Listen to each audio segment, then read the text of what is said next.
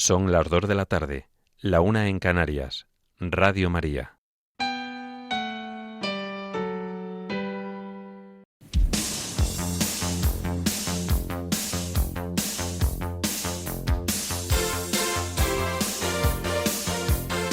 Servicios informativos de Radio María.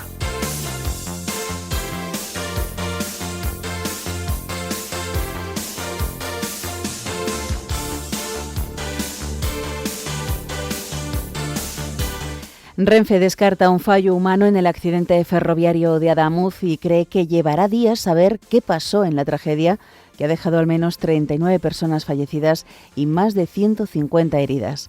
La iglesia de Adamuz se vuelca con las víctimas del accidente ferroviario con su oración y una gran respuesta solidaria. Y también les contamos que el ejército de Israel lanza una operación antiterrorista en Hebrón, Cisjordania, con el objetivo de desmantelar infraestructuras terroristas y erradicar la posesión ilegal de armas. Estas y otras noticias en el informativo que ahora comenzamos. Buenas tardes.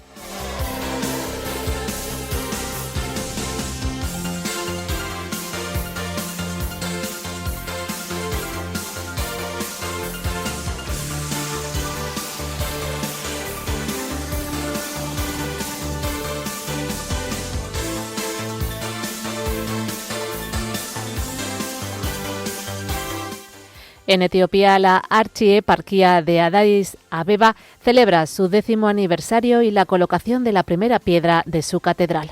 En México, más de 45.000 jóvenes participarán en la Marcha Nacional Juvenil al Monumento a Cristo Rey. La campaña para ayudar a 80 monasterios españoles a pagar la calefacción alcanza en solo 2 semanas su objetivo de 100.000 euros. La diócesis de Segorbe-Castellón celebrará el Encuentro Diocesano de Catequistas y Educadores Cristianos en el Seminario Mater Dei. La presidencia de Portugal se decidirá en una segunda vuelta entre socialistas y la derecha el próximo 8 de febrero. Ucrania afirma que continuará las negociaciones de paz con Estados Unidos en el Foro de Davos tras reunirse en Miami. En España, 6 comunidades en alerta por nieve, aludes, lluvia, viento y oleaje y 3 con alerta naranja. El Tribunal Supremo mantiene en prisión a José Luis Ábalos y a Koldo García por alto riesgo de fuga.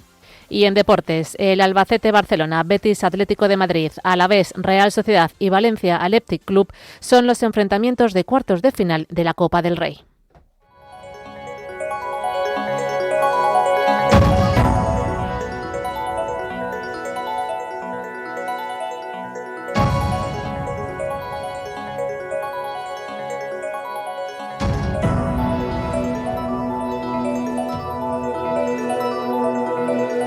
Comenzamos en nuestro país con la noticia de esos 2 trenes de alta velocidad que descarrilaron ayer por la tarde en Adamuz, en Córdoba, causando la muerte de al menos 39 personas y dejando 152 heridos.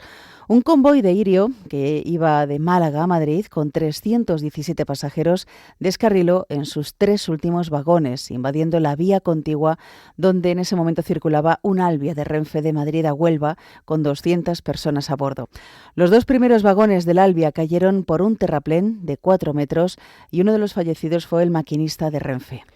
Autoridades como el presidente de la Junta de Andalucía, Juanma Moreno, y el ministro de Transportes, Óscar Puente, han confirmado las cifras iniciales y piden cautela ante un posible aumento de víctimas con vagones deteriorados, requiriendo maquinaria pesada. Hacen batidas para buscar posibles víctimas y temen que haya más bajo los vagones. Se ha activado la unidad militar de emergencias y se desplegaron hospitales de campaña, tratándose 170 heridos leves y 75 ingresados, 15 graves en el Reina Sofía de Córdoba. Las autoridades avisan de que las donaciones de sangre serán más necesarias en los próximos días. Decenas de personas hacen cola ya en los centros de transfusiones de Córdoba para donar sangre. Los profesionales sanitarios indican que la sangre seguirá haciendo falta y hoy ya no es necesaria, pero animan a los ciudadanos a que vuelvan en los próximos días. Las labores de identificación de las víctimas han comenzado ya y las autoridades toman muestras de ADN a familiares de los pasajeros en el hogar del pensionista de la localidad de Adamuz, donde han habilitado una sala. Están acompañados por un psicólogo y miembros de la Policía Judicial. La circulación de trenes de alta velocidad entre Madrid y Andalucía está suspendida. El tramo de vía, renovado en mayo del año pasado con 700 millones de inversión, estaba en recta y en buen estado. El tren Irio, de 4 años, había sido revisado hace 3 días. La investigación de las posibles causas del accidente queda para una comisión especializada, aunque Renfe descarta que se deba a un exceso de velocidad, ya que iban a menos de 210 km/h. Los expertos apuntan a que la investigación comenzará por el estado de las ruedas del tren Irio descarrilado. Adif ha habilitado el teléfono gratuito 910 1020 para atender a familiares y afectados y ha activado puntos de asistencia en ciudades como Madrid, Huelva y Córdoba. Las estaciones clave, como son Puerta de Atocha en Madrid, Córdoba, Julio Anguita y Sevilla, Santa Justa, permanecieron abiertas durante la madrugada para apoyar a los viajeros varados. Renfe e Irio ofrecen cambios y anulaciones de billetes gratuitos, aunque la suspensión impacta especialmente en viajes de negocio y eventos como la Fitur en Madrid, sin alternativas ferroviarias inmediatas ni refuerzos confirmados en autobuses y en avión, donde ya no hay plazas disponibles. Vecinos de Adamuz y de otros municipios de la comarca se han movilizado de forma espontánea para ayudar aportando comida, mantas y apoyo logístico, mientras los cuerpos de seguridad, bomberos, protección civil y servicios sanitarios mantenían operativo un amplio dispositivo de emergencia. Las autoridades locales y provinciales han destacado la rápida respuesta ciudadana y la coordinación institucional como ejemplo de solidaridad ante una de las emergencias ferroviarias más graves registradas en la zona, al tiempo que se pide respeto a las víctimas y prudencia hasta que concluyan las investigaciones sobre las causas de este accidente. Mientras los reyes de España viajarán mañana martes a la zona del accidente en Adamuz. La Casa Real informa de que los reyes, que se encuentran en Atenas hoy para asistir al funeral de la princesa Irene de Grecia, han suspendido el acto previsto para mañana en Toledo, donde iban a entregar las medallas de oro al mérito de Bellas Artes. Anoche ya mostraron su grave preocupación por el siniestro y trasladaron su pésame a los familiares de las víctimas. La Conferencia Episcopal Española ha expresado sus condolencias por este trágico accidente. En su mensaje, los obispos españoles oran por el eterno descanso de las víctimas, una pronta recuperación de los heridos y el consuelo para las familias afectadas, uniéndose al dolor de la sociedad en este momento de luto nacional. También el obispo de Córdoba, Monseñor Jesús Fernández, ha expresado sus condolencias a los familiares de los fallecidos y su afecto a los heridos, poniéndose en contacto con el párroco de Adamuz y con las autoridades civiles para ofrecer colaboración y recursos de la Iglesia diocesana. El prelado ha encomendado a las víctimas y a los heridos a Dios, pidiendo consuelo, fortaleza y auxilio en estos momentos de incertidumbre y dolor, e insistiendo en que la prioridad es la atención humana y espiritual a los afectados. Por su parte, el Cabildo ha decidido suspender los actos extraordinarios programados en la Catedral de Córdoba como muestra de respeto y oración por las víctimas del descarrilamiento. La institución capitular une así su dolor al de toda la provincia y traslada su cercanía a las familias de los fallecidos, a los heridos y a todos los afectados por la tragedia ferroviaria. La parroquia de San Andrés de Adamuz ha permanecido abierta para recibir a pasajeros de los trenes siniestrados y a sus familias, coordinándose con el dispositivo municipal habilitado para la emergencia. Se han destinado alimentos, bebidas calientes y víveres procedentes de Cáritas, así como mantas y otros enseres aportados por los vecinos, con especial apoyo desde la sede del Coro Romero Virgen del Sol para atender con mayor cercanía a quienes lo necesitaban. Y el Papa León XIV ha mandado también un comunicado en el que ha hecho llegar su sentido pésame a los familiares de los fallecidos, junto con el consuelo, viva solicitud y deseos de pronto restablecimiento de los heridos. En el telegrama también alentaba a los equipos de rescate a perseverar en los esfuerzos de socorro y asistencia. El Santo Padre imparte a todos, por intercesión de Nuestra Señora del Pilar, la confortadora bendición apostólica como signo de esperanza en el Señor resucitado.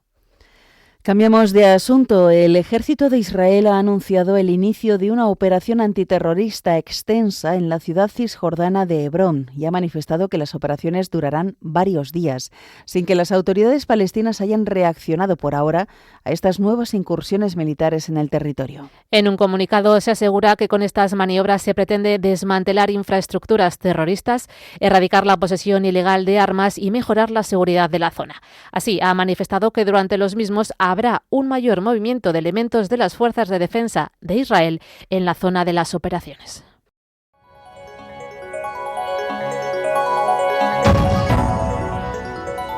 Noticias de la Iglesia en el mundo.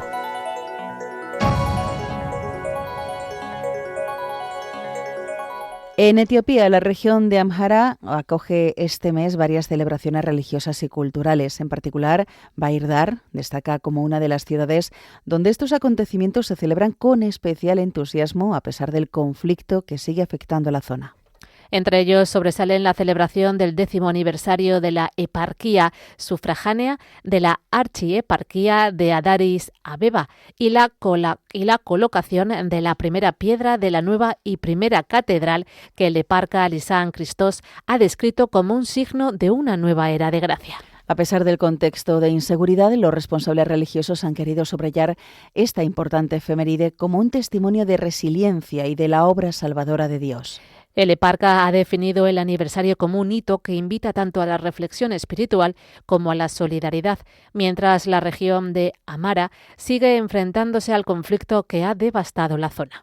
Se trata, de hecho, de una guerra prolongada que ha alterado profundamente la vida cotidiana, ha provocado miles de desplazamientos y ha generado una grave crisis humanitaria. Viajamos ahora a México con motivo de la conmemoración de los 100 años del inicio de la Guerra Cristera, también conocida como Cristiada. Más de 45.000 jóvenes del país se están preparando para participar el 31 de este mes de enero en la Marcha Nacional Juvenil al Monumento a Cristo Rey en el Cerro del Cubilete, en el estado de Guanajuato. Las actividades comenzarán la noche del viernes 30 de enero con el Cubifest.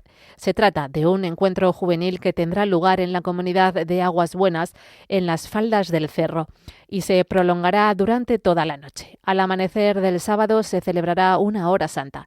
Posteriormente comenzarán la subida hacia el Monumento a Cristo Rey.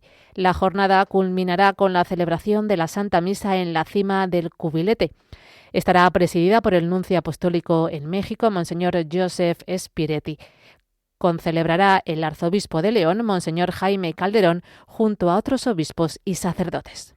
En Chile, más de 400 agentes pastorales de los distintos decanatos de la diócesis de Iquique se reunieron para culminar la Escuela de la Fe 2026, en una jornada multitudinaria de envío misionero animada por el lema «Vayan a la otra orilla». El encuentro marca el cierre de un proceso formativo orientado a fortalecer la identidad y misión evangelizadora de las comunidades locales. Los participantes fueron llamados a seguir anunciando el Evangelio desde una fe encarnada y comunitaria, es decir, comprometida con la realidad concreta de las personas y vivida en comunidad. Este envío misionero busca renovar el ardor pastoral de la diócesis y proyectar el fruto de la Escuela de la Fe en las parroquias y decanatos de Iquique.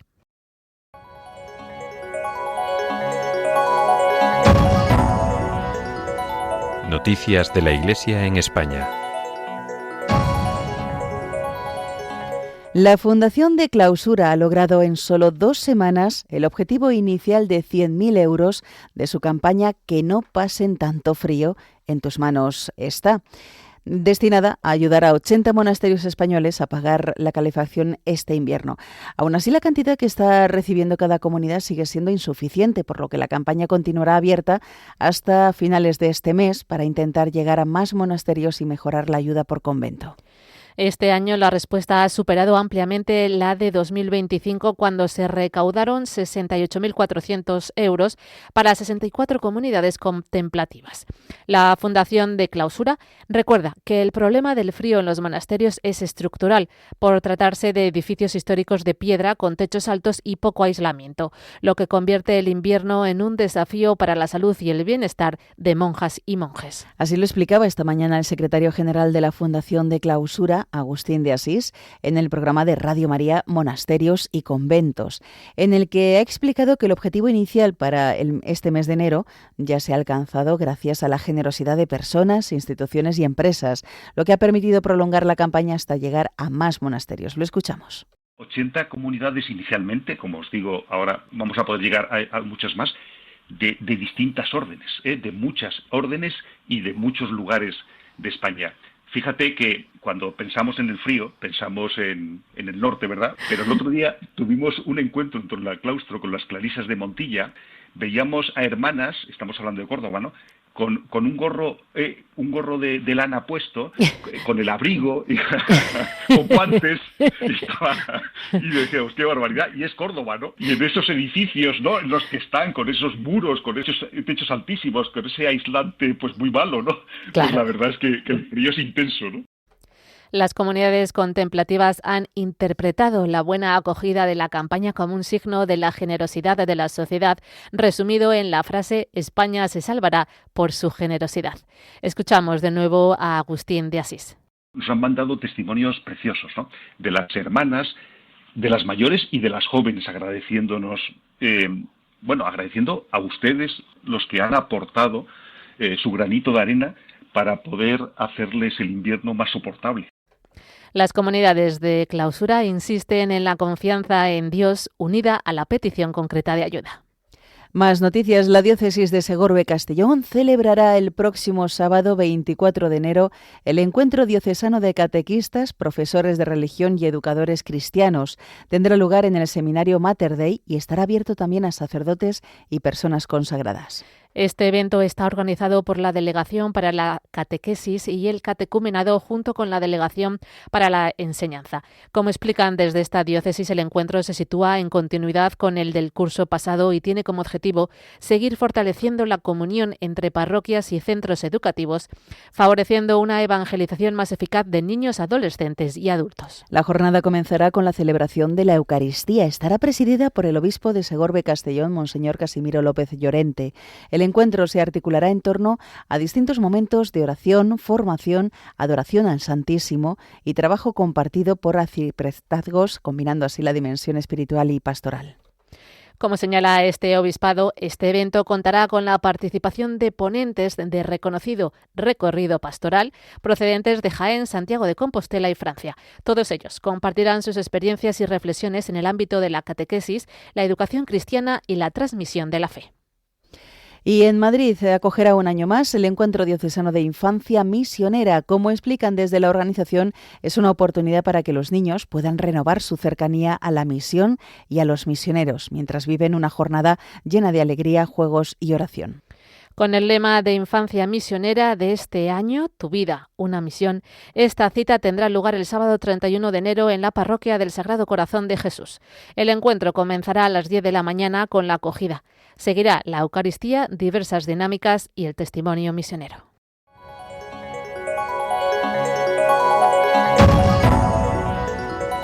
Información internacional.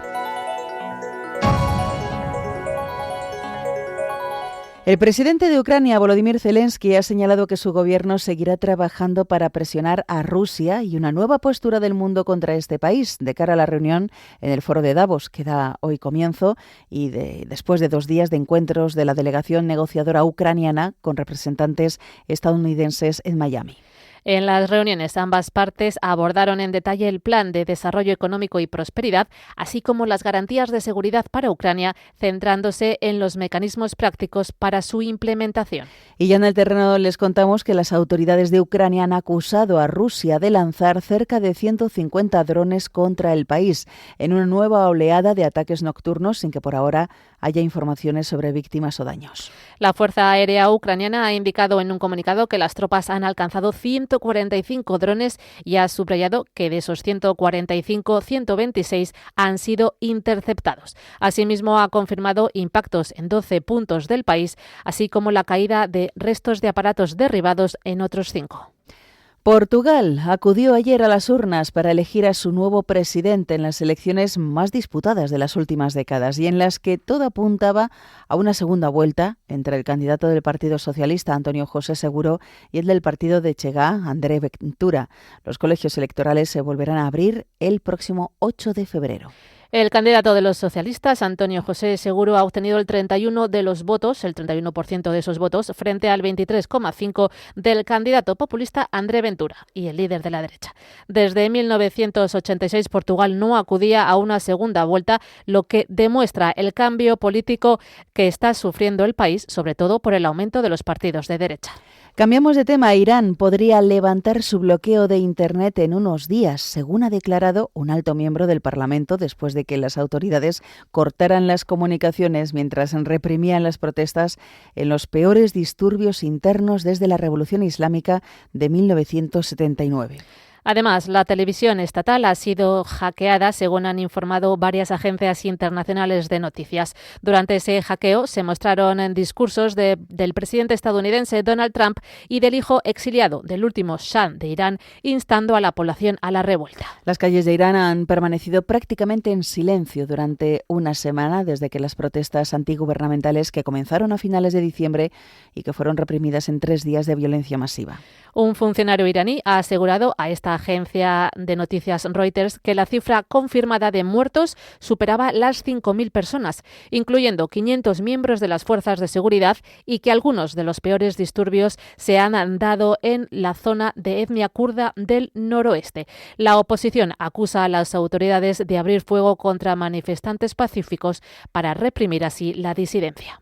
Y las autoridades de Chile han elevado a 19 los muertos por la ola de incendios que azota el centro y el sur del país, especialmente en las regiones de Ñuble y Biobío, que han devastado más de 25.000 hectáreas y han requerido el despliegue de cerca de 900 agentes de carabineros y 3.000 militares. Más de 1.500 personas se han visto afectadas por el fuego, incluidas más de 630 que se han visto obligadas a desplazarse, mientras que las llamas han destruido 325 viviendas y afectado al menos otro 1.000.000, según ha señalado durante su comparecencia. El ministro de Seguridad Pública ha alertado además de que esta ola de incendios, que aún mantiene 23 focos activos, constituye un evento extremo equiparable a los megaincendios ocurridos en los años 2017, 2023 y 2024, este último que provocó la muerte de casi 140 personas.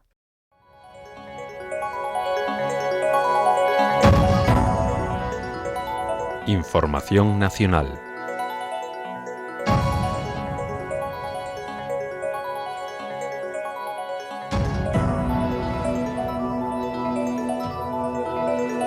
Seis comunidades autónomas españolas están hoy bajo alerta meteorológica por nevadas, aludes, lluvias, viento y oleaje. La Agencia Estatal de Meteorología indica que Aragón, Cataluña y la Comunidad Valenciana presentan avisos naranjas por riesgo importante. Aragón por nevadas, Cataluña por el temporal marítimo y lluvias, y Valencia también por nevadas, con avisos amarillos adicionales en estas regiones por aludes, lluvias y oleaje. Cataluña registra las precipitaciones más intensas, con hasta 120 litros por metro cuadrado en 12 horas en el prelitoral de Gerona, 100 en el Ampurdán y litoral sur, además de alertas naranjas por fenómenos costeros con olas de entre 8 y 10 metros, con vientos de 70 kilómetros por hora en las costas de Gerona y Barcelona. En Aragón y norte de Castellón, en Valencia, se esperan acumulaciones de nieve de 20 centímetros por encima de los 1.000-1.300 metros en 24 horas en zonas como Gúdar, Maestrazgo y Teruel. Otras 3 comunidades tienen avisos amarillos: Baleares por lluvias hasta el 60 litros por metro cuadrado en Sierra de Tramontana, viento y oleaje. Galicia por oleaje desde la noche. Y Canarias, es decir, Tenerife, Gran Canaria y La Gomera, por rachas de 70 kilómetros hora y temporal marítimo.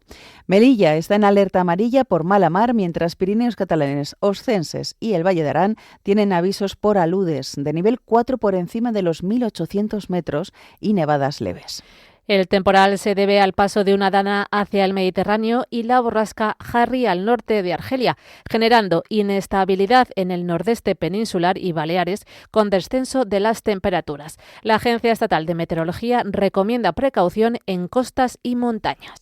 También le contamos que el Tribunal Supremo ha acordado mantener en prisión provisional al exministro de Transportes, José Luis Ábalos, y a su exasesor, Koldo García, al apreciar que persiste un alto riesgo de fuga y ante la proximidad del juicio por presuntas comisiones ilegales en contratos de mascarillas durante la pandemia.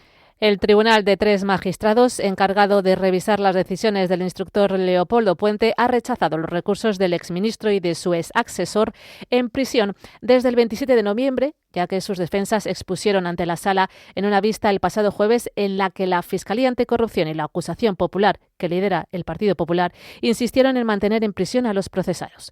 En 2 autos, la Sala concluye que la prisión provisional es adecuada para evitar el alto riesgo de que ambos puedan sustraerse a la acción de la justicia y ante la gravedad de las penas solicitadas. Recordamos que la Fiscalía pide 24 años para el exministro y 19 y medio para su ex asesor y las acusaciones populares hasta 30 años.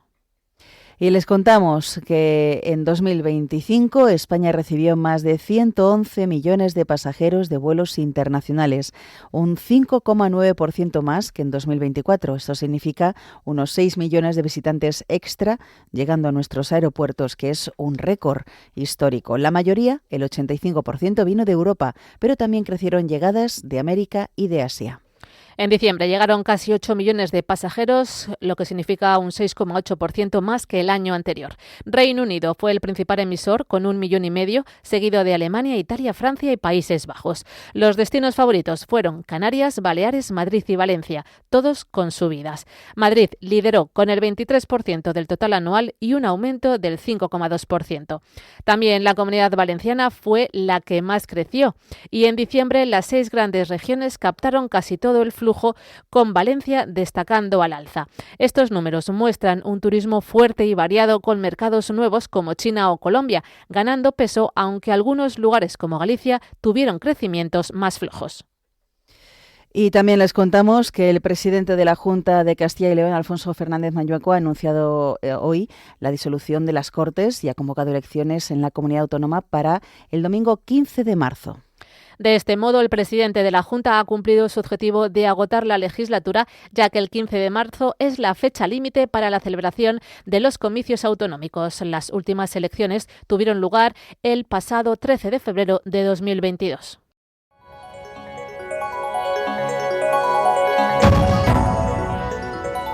Información deportiva.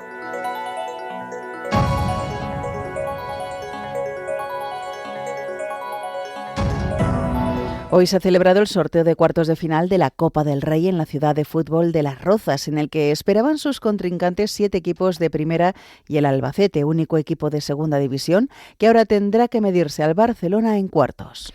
Además, el bombo ha dejado un atractivo duelo entre el Real Betis y el Atlético de Madrid en el Estadio de la Cartuja, mientras que el Valencia recibirá en Mestalla al Athletic Club y el Deportivo Alavés a la Real Sociedad en Mendizorroza.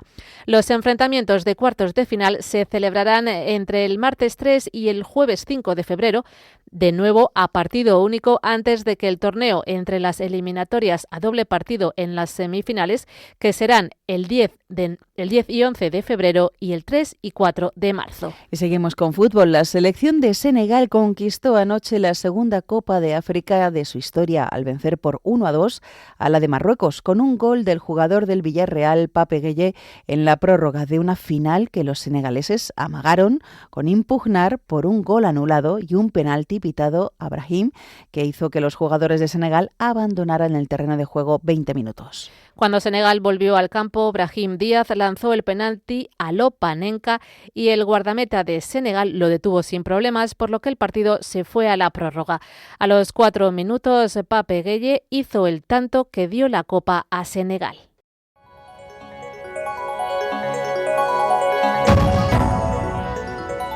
Noticias autonómicas.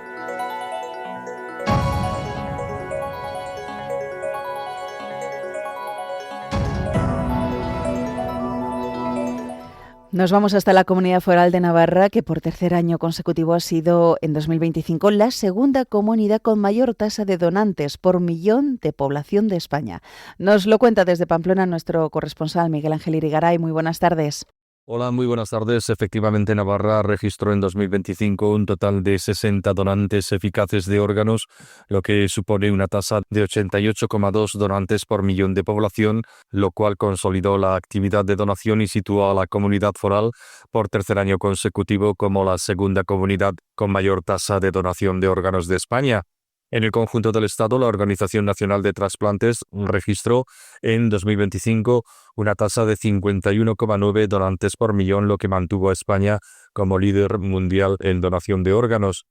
Estos 60 donantes en Navarra han hecho posible realizar 141 trasplantes, de los cuales 35 han sido trasplantes hepáticos, 6 cardíacos, 85 renales, 2 trasplantes combinados páncreas-riñón y 8 trasplantes bipulmonares.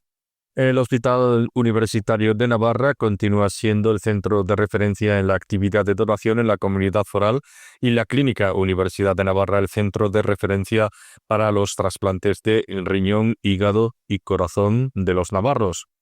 Cambiamos de tema para comentar que ayer, segundo domingo después de Reyes, como marca la tradición, se celebró la tercera fecha que Pamplona dedica durante el año a San Fermín, junto con el conocido 7 de julio y el 25 de septiembre, fiesta litúrgica de su martirio. Hablamos en concreto de la fiesta de las reliquias, que recuerda el hallazgo en el año 615 del cuerpo de San Fermín en Amiens, Francia, lugar del que fue obispo.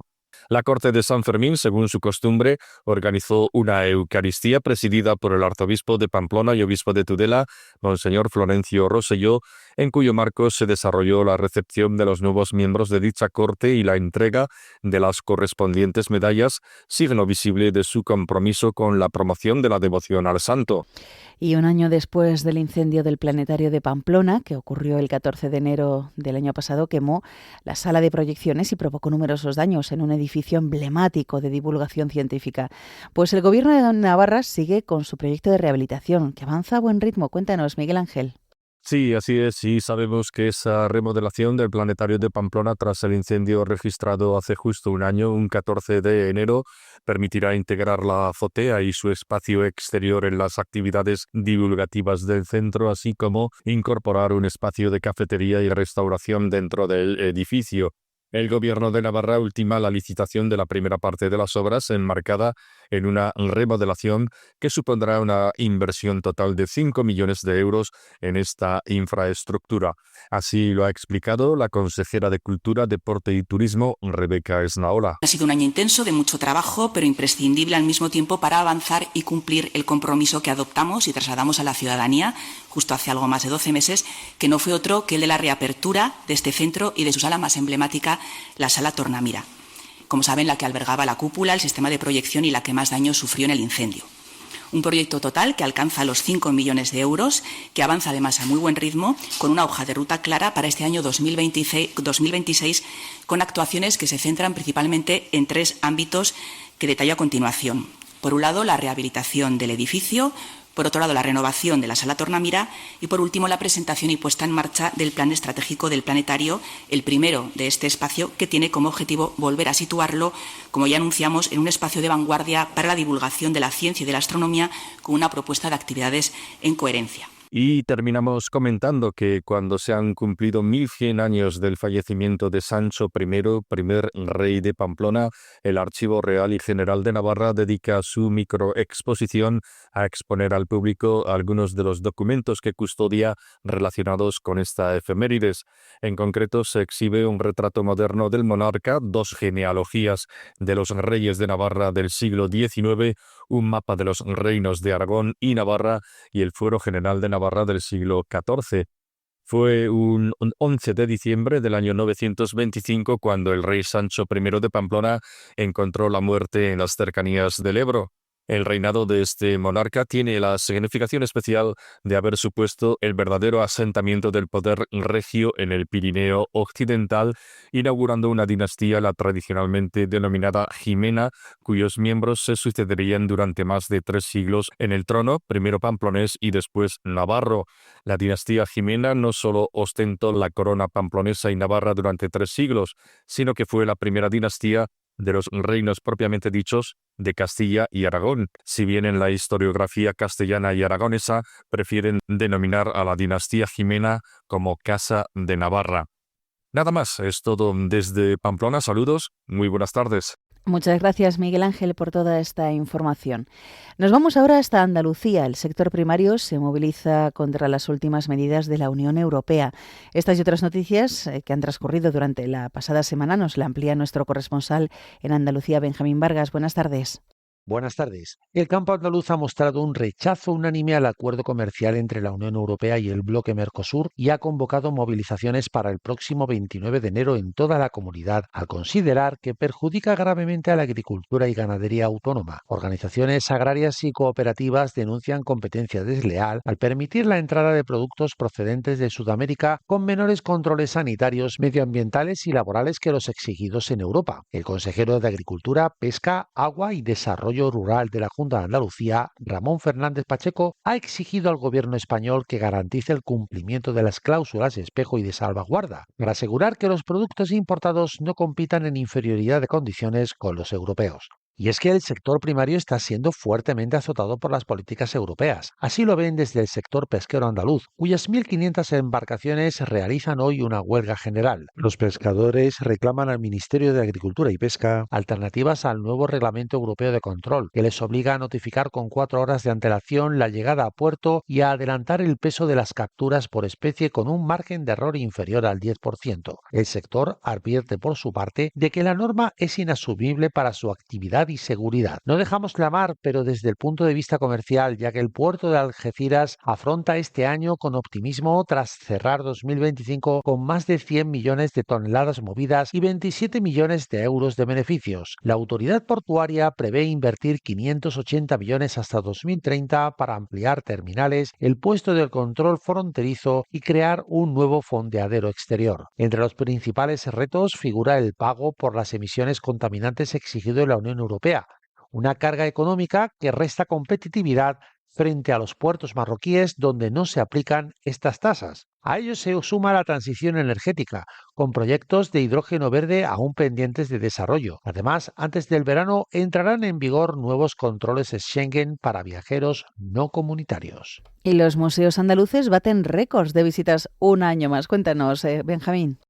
Así es, los museos, conjuntos y enclaves culturales gestionados por la Junta de Andalucía recibieron 7,8 millones de visitas en 2025, consolidando las cifras del año anterior. La Alhambra de Granada volvió a ser el espacio más visitado con más de 2,7 millones de personas, por encima incluso de los datos previos a la pandemia. En Córdoba, la sinagoga superó el 500.000 de visitas, mientras que en Málaga destacó el Teatro Romano. La Alcazaba de Almería, Medina Zahara en Córdoba y las ruinas de Itálica en Sevilla mantuvieron también una alta afluencia. En el ámbito museístico lideraron el Museo de la Alhambra y el Museo de Bellas Artes de Sevilla, confirmando el tirón cultural de Andalucía. Por último, les contamos que Andalucía ha celebrado este fin de semana la festividad de San Antón, patrón de los animales, una tradición que sigue ganando protagonismo en ciudades y pueblos. En Jaén capital, las lumbres han vuelto a encender plazas y barrios con un récord de hogueras, quema de peleles y bendición de mascotas. Además, se ha celebrado la 43ª edición de la Carrera Urbana Internacional Noche de San Antón, una de las citas deportivas más emblemáticas del calendario andaluz, con más de 14.000 participantes. Esta fiesta se celebra además en multitud de localidades a lo largo de toda la geografía andaluza, desde Trigueros en Huelva hasta Cuevas de la Almanzora en el Levante almeriense, pasando por Orce en Granada, con una fiesta de moros y cristianos declarada de interés turístico autonómico, en la que también se celebra a San Sebastián, el cual celebraremos en la iglesia y en muchos pueblos andaluces en el día de mañana. Y así podríamos seguir mucho tiempo citando las múltiples fiestas que se celebran en torno a San Antonio Abad a lo largo de la geografía andaluza, y es que, como dice en refrán, hasta San Antón, Pascuas son. Desde Andalucía les informó una semana más Benjamín Vargas para Radio María. Muchas gracias, Benjamín. Hasta la semana que viene. Y vamos a finalizar ya con la previsión del tiempo realizada por Miriam Herraiz. Esta tarde se esperan en la mayor parte de España cielos entre poco nubosos y parcialmente cubiertos con más nubosidad y lluvias en el nordeste peninsular y Baleares, donde podrán ser localmente intensas, sobre todo en zonas de Gerona y Pirineos orientales. En el resto del país las precipitaciones serán más débiles y dispersas, con ratos de sol más amplios en el suroeste y buena parte de Andalucía, mientras que en Canarias predominarán las nubes en las vertientes nortes con algunas lluvias débiles. Y mañana continuará un ambiente invernal con temperaturas máximas frescas en general, algo por debajo de los valores habituales en el interior y algo más suaves en el Mediterráneo y ambos archipiélagos. El viento será destacable en el nordeste peninsular, litoral catalán y Baleares, con rachas fuertes del este y nordeste, así como en Canarias, donde el alisio soplará con intensidad, mientras que en el interior peninsular dominarán vientos más flojos del norte y oeste.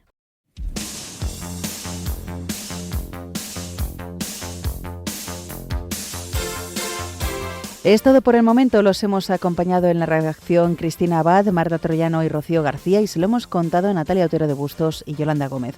Más noticias esta noche a las 10, las 9 en Canarias.